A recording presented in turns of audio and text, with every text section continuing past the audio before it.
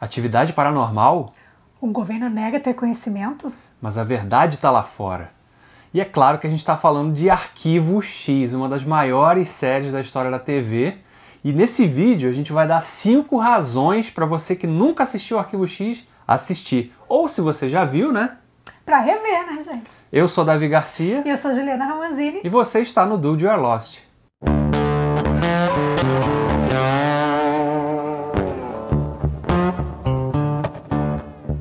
Razão número 1. Os protagonistas. Quem não conhece Mulder e Scully, gente? Que casal. Ou pelo menos nunca ouviu falar. É, exatamente. E, pô, o início ali, o germe do shipping, tá aí. Pra você que fica shippando hoje em dia. Casal nas séries. Começou aí, gente.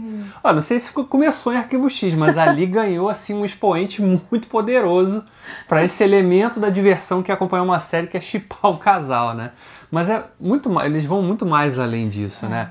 O Mulder, o Fox Mulder, feito pelo David Duchovny, ele é um personagem muito singular, porque ele é um agente do FBI, né? Para quem nunca viu a série, é um agente do FBI muito idealista, né? Muito destemido, um cara que não hesita em sacrificar a própria carreira e os relacionamentos que ele tem com família, amigos e eventuais namoradas em prol do que ele acredita, e que é expor a verdade, custe o que custar, né? Ele é um homem de fé, né? Ele acredita naquilo, ele não dispensa nenhuma teoria, né? Ele não, tipo assim, tudo pode ser. Ao contrário da Scully, que já tem um outro perfil. Ela é uma médica, ela também é do FBI, mas ela é bem a mulher da ciência, né? E ela é muito cética com as coisas. Muito cética com as coisas. Embora ela ouça o Mulder falar muito das coisas que acontecem, fenômenos paranormais, né? Encontros com OVNIs e monstros e tal, ela sempre tá com o pé atrás. Ela acredita desconfiando, ela sempre tenta buscar uma razão na ciência para aquilo estar acontecendo. Então é o casal mais improvável, mas que gerou uma das químicas mais legais da história das séries. Então, não é um romance, né, meloso. E é isso que é legal, né? Porque é uma relação que você vê que os dois gostam, um gosta muito do outro, se importa muito com o outro, mas não tem necessariamente um envolvimento romântico ali, não é uma coisa romântica. Tem momentos que descamba um pouco para isso? Tem.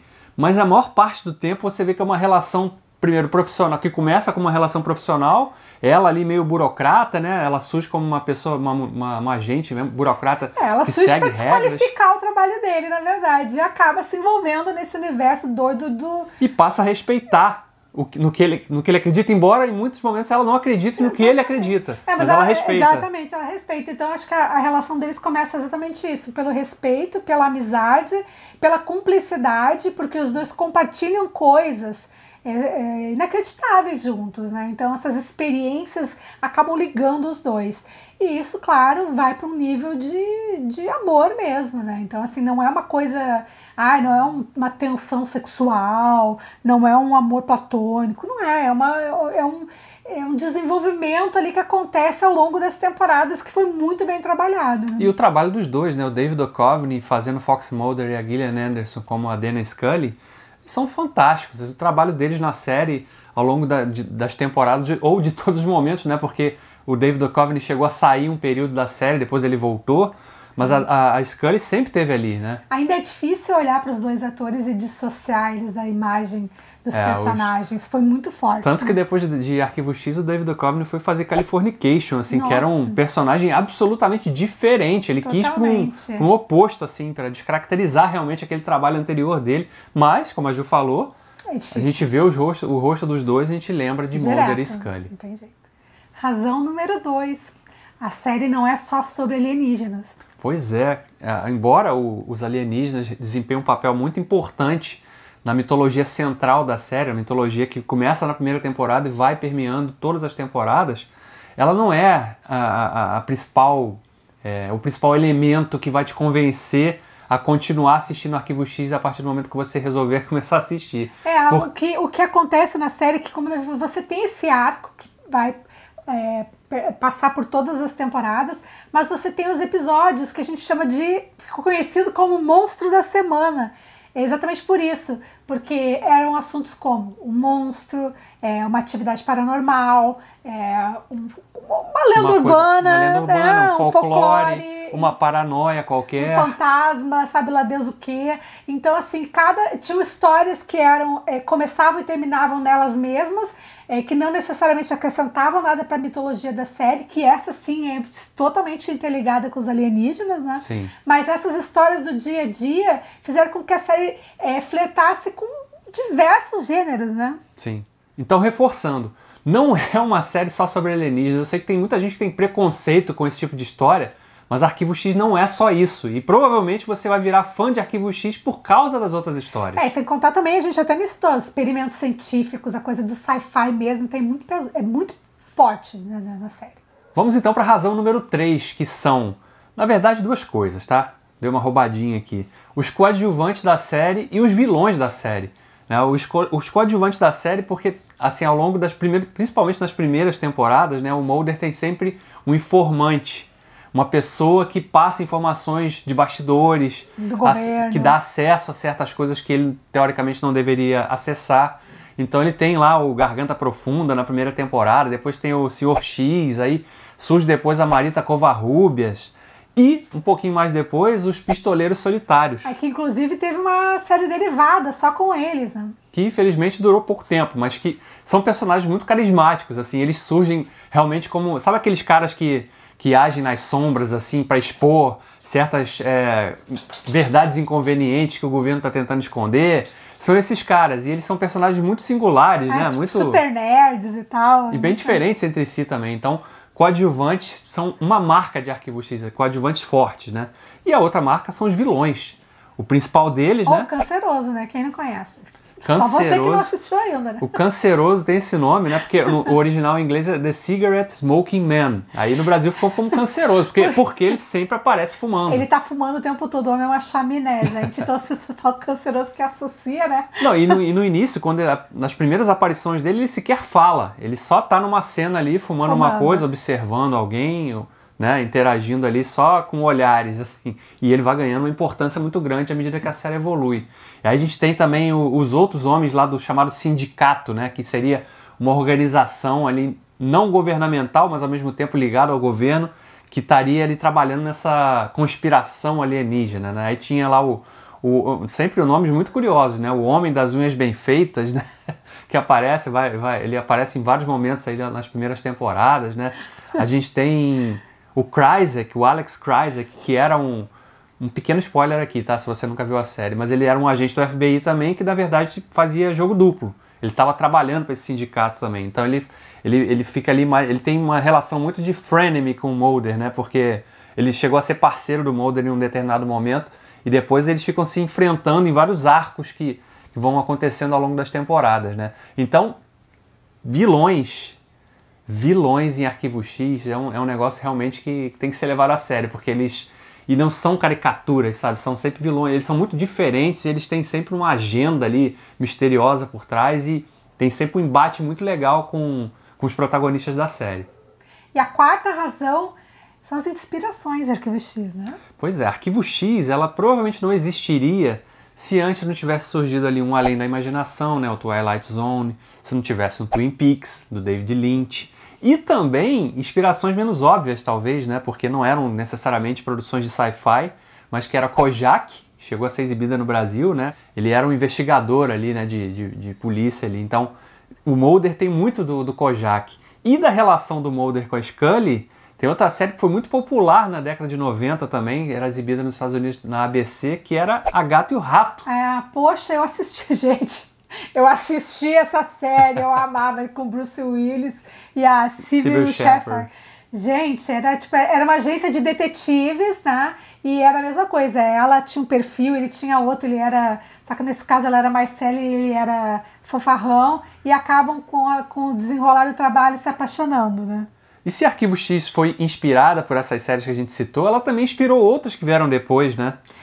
Não existiria... A gente teve, por exemplo, uma série que não chegou a ser derivada direta de Arquivo X, mas foi criada pelo mesmo criador, o Chris Carter, né? Que foi Millennium, que era também centrada num agente do FBI, mas que só investigava crimes de natureza violenta, né? Então, ele pegou muito naquele auge ali do Thomas Harris, né? O criador das séries do Hannibal Lecter. Ele criou uma série, então, que durou 3 temporadas e que é bem legal também, centrada nesse agente do FBI que investiga, então, crimes ligados a satanismo, coisas dessa estirpe aí, né? E outras séries que Arquivo X inspirou muito, né? Supernatural. Supernatural. Que tá aí, quantas temporadas tem? Eu já nem sei, mano. Fringe, caramba, né? Fringe é praticamente um Arquivo X 2.0, né? E Lost, né, gente? Lost também, né?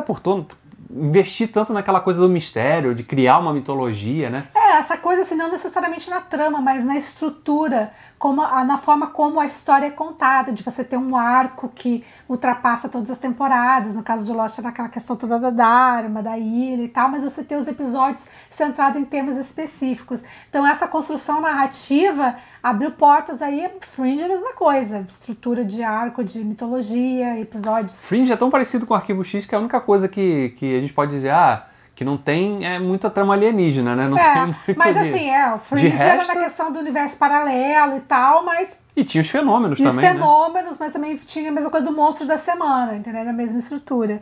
Então assim, Arquivo X abriu portas aí para muitas coisas que a gente vê, até o Dark hoje em dia, que todo mundo tá falando. É tudo inspiração nesse tipo de série, né? E a quinta razão para você assistir Arquivo X é que ela tem muitos episódios inesquecíveis. Tudo bem, tem muitos episódios que envelheceram mal, né? Até a própria mitologia centrada nos alienígenas, ela vai perdendo força ao longo das temporadas e tem muitos episódios sobre isso que você olha, não funciona. E ficam desconectados, não fazem sentido, né? Exatamente. Por outro lado, esses monstros da semana, os episódios monstros da semana, eles rendem alguns dos melhores episódios, não só de Arquivo X, mas da história da TV. A gente tem na primeira temporada lá o inesquecível Squeeze, que era sobre um cara lá que conseguia... O corpo dele tinha habilidade de... Ele se enfiava em encanamentos. Gente, eu tenho pesadelo com essa desgraça até hoje. Eu me lembro quando eu assisti, eu fiquei apavorada de alguém entrar pelo buraco, assim, embaixo da porta, dentro de casa.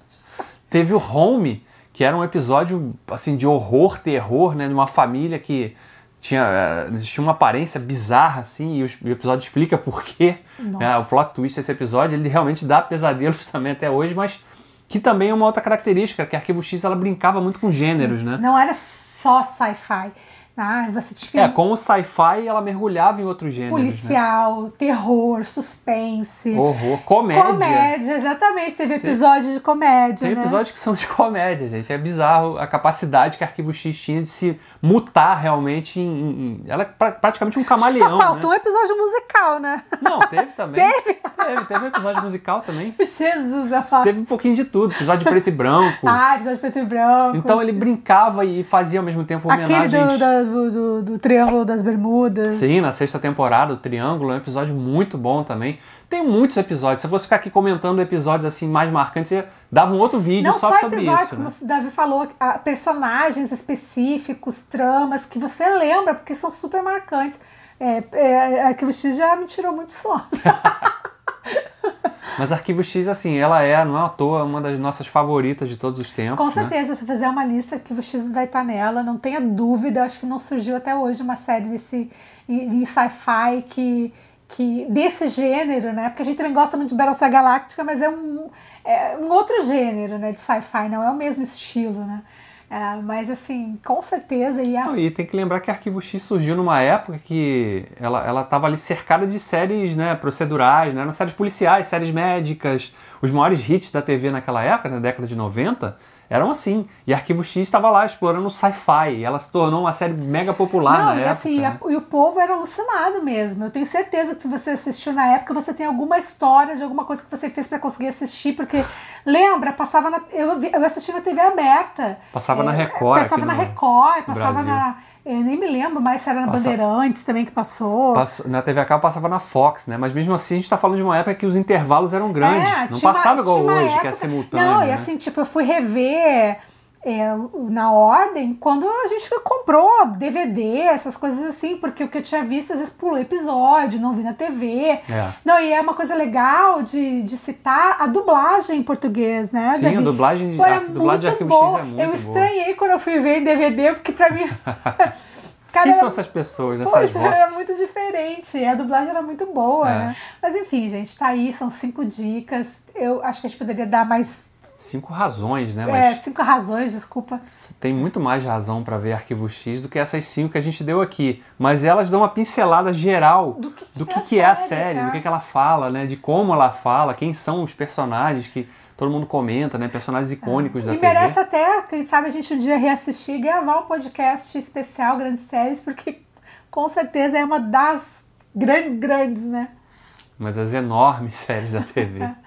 Ah, e outra coisa, tá disponível, né, Quando esse vídeo está indo para o ar, em julho de 2020, Arquivo X está inteirinha, né, da primeira à 11ª temporada, que ela teve 9 temporadas, aí depois teve um revival, né, em 2014, 2015, então ela ganhou mais 2 temporadas, a 10ª e a 11ª, que são, né, tem mais baixos do que altos, vou ser bem sincero. É mais pra matar a saudade mesmo de fã. Mas tem uns episódios legais também. E ela, a série, né, da primeira à 11ª temporada, ela tá disponível tanto no Prime Video da Amazon quanto no Globoplay. Então você que de repente é assinante de um, mas não é do outro, ó, consegue tem assistir. aí a Chegou oportunidade. a hora de maratonar. Episódio pra caramba, muito episódio e muito episódio bom. Eu duvido que se você nunca viu o Arquivo X e começar a ver, você vai torcer o nariz pra série, porque é fantástica. Então é isso, pessoal. Se você gostou do vídeo, não esqueça de deixar o seu like, se inscrever, ativar a notificação e compartilhe aí o nosso vídeo com seus amigos. Principalmente isso, compartilhe, porque tem muita gente que não conhece Arquivo X, então ó, tá aqui, ó, assiste esse videozinho aqui, ó, 10 minutinhos, das razões para você assistir Arquivo X. Até a próxima. Tchau.